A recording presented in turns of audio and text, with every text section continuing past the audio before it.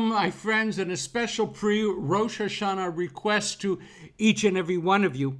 Many of us would like to see the world of Torah study expand. Well, you can actually help us do it. All that you need to do is to decide that this week you are going to share this posting with all of your Facebook friends.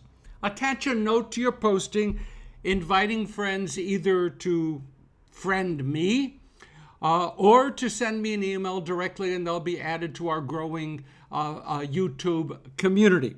Just this once, I'm asking you, just like NPR, just going to ask once. And I know that some of your Facebook friends will then choose to study with us this week, and then maybe, just maybe, become our friends forever. Good things might happen. Give it a try, just this once, for the sake of Torah. Okay, our Sedra is KEE TAYTZAY, Deuteronomy 21:10 and following. The text begins benignly enough. When you take the field against your enemies and God delivers them into your power and you take some of them captive, the beginning, and then details are given about how captive women are supposed to be treated. The Sedra is rich to overflowing with rules and regulations that cover a vast array of concerns, not just warfare.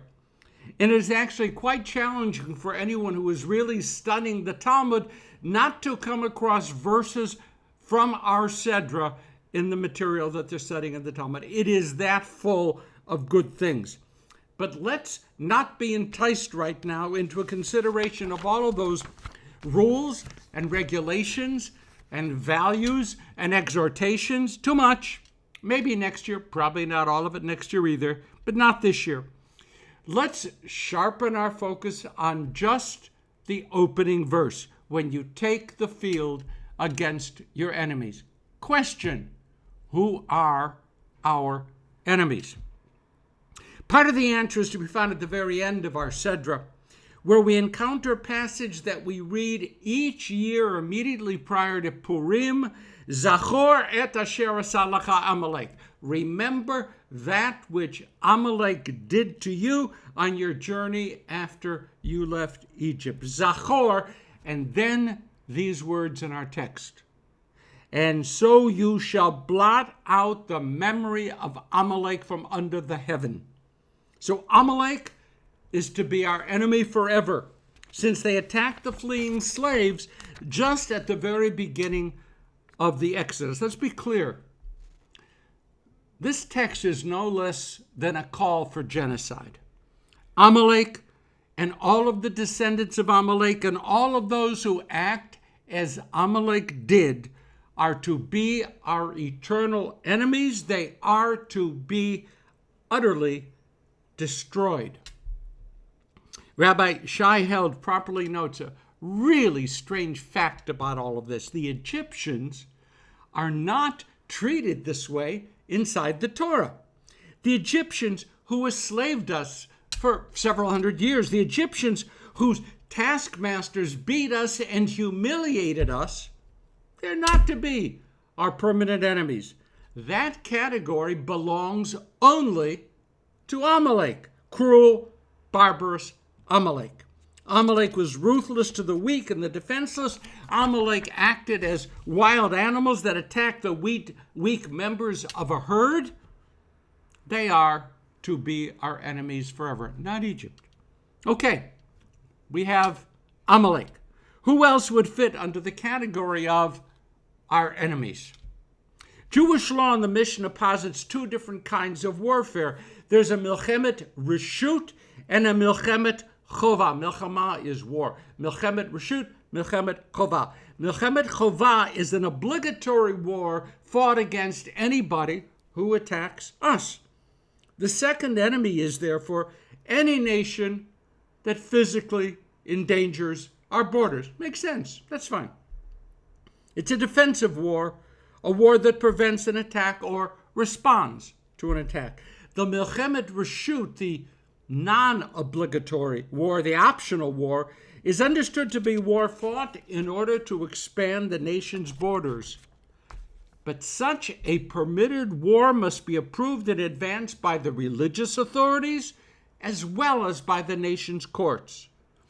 later on, the rabbis in the Middle Ages taught that this category of warfare was really only intended to be waged against the Canaanite nations as the first Jewish commonwealth was being originally constituted.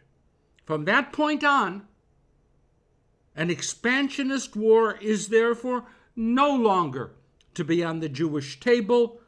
Our neighbors need not be our enemies. Okay, Amalek, territorial aggression, enemies.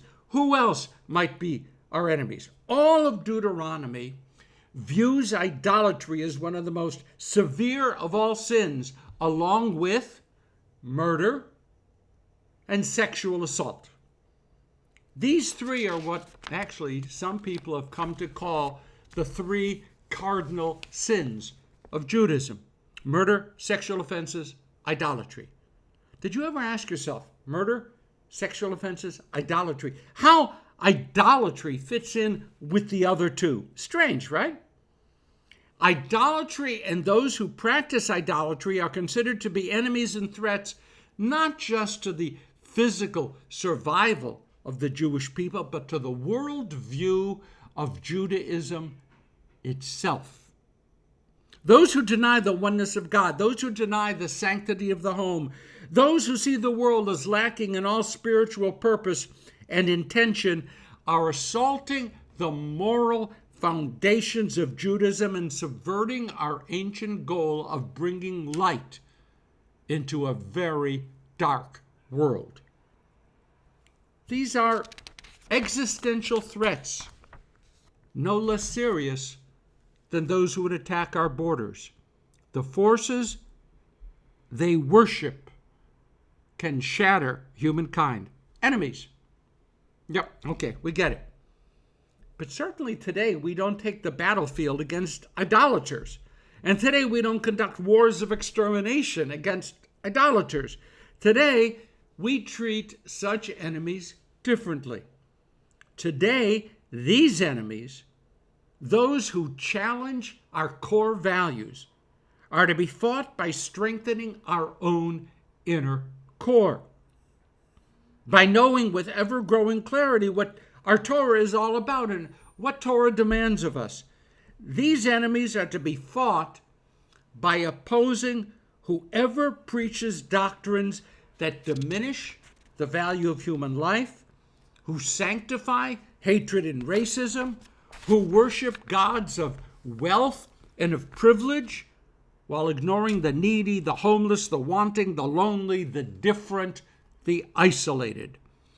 These enemies are fought every time we choose to care for others as we would have them care for us. And such victories will be weighed and measured within the human soul. But hold on. Let's go back for a moment to that imperative for us, that really great stuff, to utterly wipe out Amalek, the first enemy. Despite the clear intentions of the authors of Deuteronomy, there were some rabbis, not a great majority, some rabbis, who felt profoundly uncomfortable by a call to genocide. So they created a midrash, a kind of, in this case, rabbinic tale, that declares that some of the descendants of Haman, known to be of the tribe of Amalek, actually came to study Torah among the scholars in the yeshivot at Bnei Brak. Wow! That means that there were some rabbis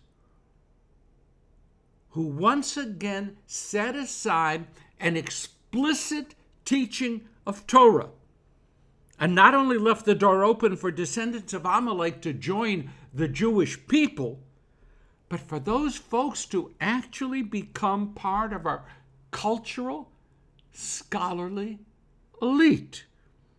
These rabbis believe that there can be a future in which we can bring some of our own worst enemies to join us. And this thought brings us to our final enemy. Rabbi Levi Yitzchak of Berdichev once taught, quote, "It seems that not only are the children of Israel commanded to blot out Amalek, but every Jew must blot out that evil part called Amalek that is hidden in their hearts."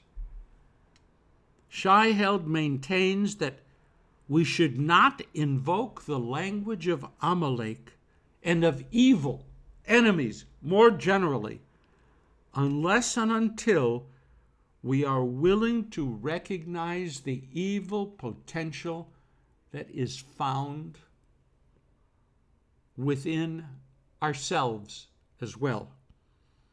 It is well and good and very necessary to take the field against our enemies. But even as we do so, we must remember to do battle with the evil potential that exists within each and every one of us.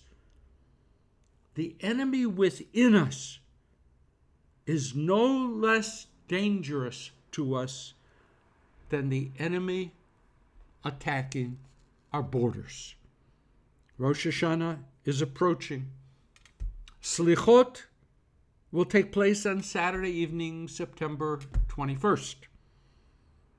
We have much to think about as we prepare to begin the new year 5780. Think about that. Shabbat Shalom. Have a great week.